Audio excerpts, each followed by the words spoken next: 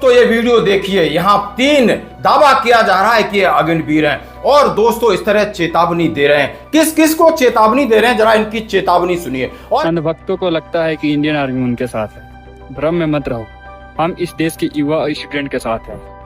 बहुत जल्दी ही अग्निवीर का बैच निकलने वाली है, फिर देखते हैं दिल्ली पुलिस कैसे लट हो जाती है अग्निवीर के। मैं देखता हूँ, देखते हैं तुमने अपनी माँ का कितना दूध पिया है, हमसे भिड़ना, फिर बताते हैं इंडियन आर्मी क्या चीज है।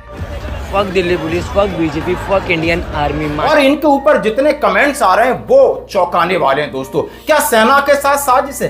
क्या इस तरीके से सैनिक बोल सकता है? क्या इनकी वेशभूषा से ये सैनिक लगते हैं? ये कहीं ना कहीं राष्ट्रद्रोह जैसी बात कह रहे हैं और ये बात किसी भी सैनिक को हजम नहीं हो सकती है, क्योंकि सैनिक जानता है कि उसकी नौकरी से बड़ी उसकी कसम है। यानी वो नौकरी कर रहा है लेकिन कसम उसकी बड़ी है, उसकी सैलरी से बड़ी उसकी ड्यूटी है और उसके धर्म से बड़ा राष्ट्र धर्म है और उसकी जाति से बड़ी सैनिक जाति है।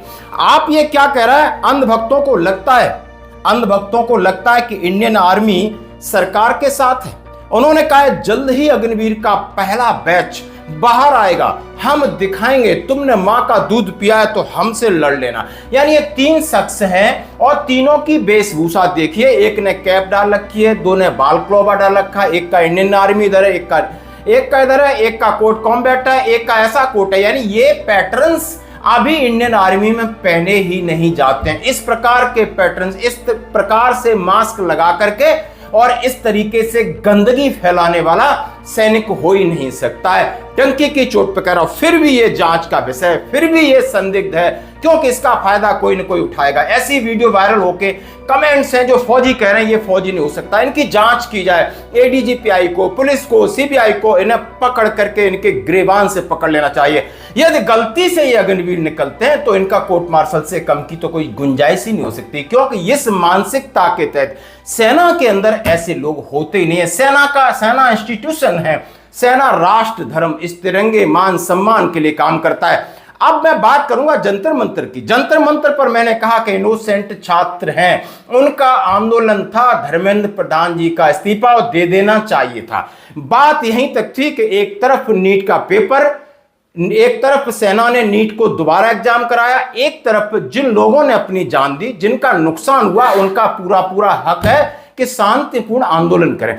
बात यह आती कि सरकार शांतिपूर्ण आंदोलन को सुनती नहीं है। मैंने देश की हर लड़ाई लड़ी है, कारगिल में भी लड़ाई मैंने अफ्रीका में जाके आतंकवादियों से भी लड़ाई लड़ा है। इस देश में शिक्षा के लिए लड़ना शायद कारगिल से ज्यादा मुश्किल है। मैं इसीलिए आपके बीच में हूँ और मैं राजस्थान से आ रहा हूँ, मैं दिल्ली का नहीं हूँ।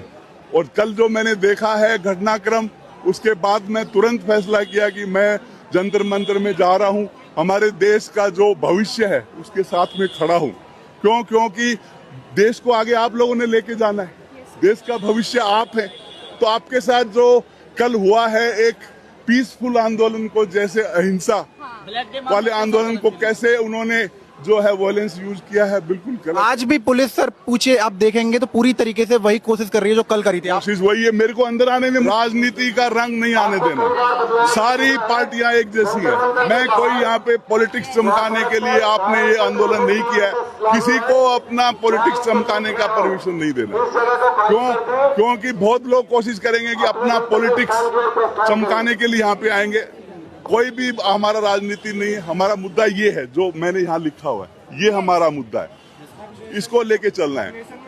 खारिज करती थी सरकार का नैतिक दायित्व कि अब आपको सोच को समझना होगा, आपको वायलेंस जैसी कंडीशन नहीं क्रिएट करनी देनी। और यहां पर इनोसेंट छात्रों के साथ कुछ समाज सेवी भी आए, कुछ पेरेंट्स भी आए, कुछ पूर्व सैनिक भी आए, लेकिन इसके साथ साथ देशद्रोही भी आए, सेना द्रोही भी आए, देश का नाम खराब करने वाले भी आए। और उसके बाद राजनेताओं ने अपना अपना तड़का लगाया। और वहीं पर हमारे एक सेना के एक मेजर जनरल रैंक के अधिकारी कह रहे हैं, मैं छात्रों के प्रति सहानुभूति है, छात्रों के प्रति प्यार है, सरकार से विनम्र निवेदन, ये है सैनिक की भाषा, लेकिन इसको राजनीति रंग नहीं देना, नहीं आपका धरना प्रदर्शन है वो धराशायी हो जाएगा, यानी वो कहीं दिशाहीन हो जाएगा, नेतृत्व विहीन हो जाएगा। और वैसा ही हुआ, वही परिणाम निकले। भले इनोसेंट लोगों ने बहुत सारी तकलीफें खाई, भले एक सवाल उठाया इस देश में, क्या किसी का नेता का इस्तीफा इतनी बड़ी चीज हो गई?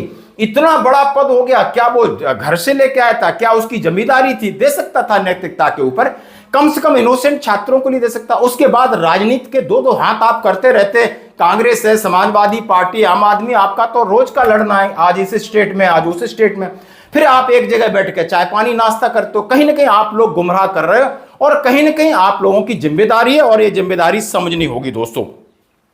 अब बात मैं इस वीडियो के ऊपर, आप इस वीडियो को जरा देखिए, इसके ऊपर अलग अलग प्रकार के, ना ये सेना है, ना ये सैनिक है और ना ये अग्निवीर है। तो आपकी क्या है इसके ऊपर टिप्पणी जरूर दें। धन्यवाद सर। मैं आज आपसे ही विनंती करूंगा कि सरकार आगे आए, स्टेटमेंट दिए कि जो इस्तीफा हम पूछ रहे हैं, और एजुकेशन मिनिस्टर इस्तीफा देना चाहिए। और लाखों हजारों लोग आज रास्ते पे गिरे हुए, लाठीचार्ज हो गई है और बहुत से हॉस्पिटल्स में हैं और उनके माँ बाप परेशान हैं। इसीलिए मैं आपसे विनंती करता हूं, उनका रिजिग्नेशन पहला लीजिए, डिस्कशन शुरू कीजिए। हम तैयार हैं डिस्कशन के लिए। इस्तीफा जरूर होना चाहिए और जब तक आप इस्तीफा नहीं दिलाएंगे, डिस्कशन शुरू नहीं